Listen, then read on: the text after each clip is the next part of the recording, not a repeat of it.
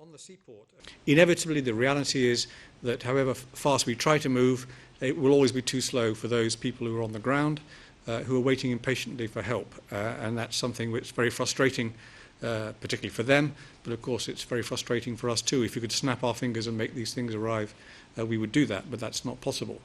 What we're trying to do is make sure that the right teams are getting in and that the aid starts to arrive as quickly as possible, as well as the search and rescue teams.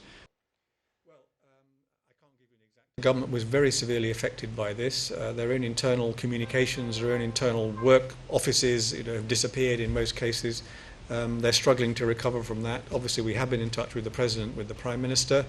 I think gradually we should see them getting back together. I know the Ministry of the Interior, for example, is attending a meeting this afternoon about humanitarian coordination, so they are beginning to appear. It is their responsibility to coordinate the humanitarian operation as the sovereign government, but obviously we'll do whatever we can to fill in the gaps while they're putting themselves back together.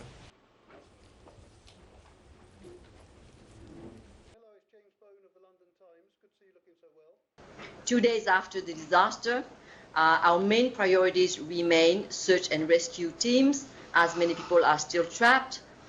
We need to strengthen the coordination capacity and mobilize resources for response operations.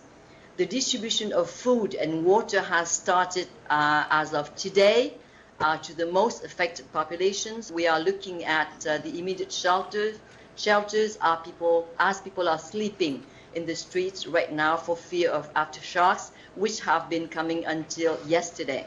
Let me bring you up to speed on some of the UN stabilization mission for Haiti. In this landscape of rather bleak news about the situation in Haiti, there is one strikingly good story that I can begin the briefing with, and that is that after 2 days under the rubble of Hotel Christopher, we were able to extract this morning, live and well, a security officer, a personal protection officer, who had been found 4 meters below the lowest level of the rubble.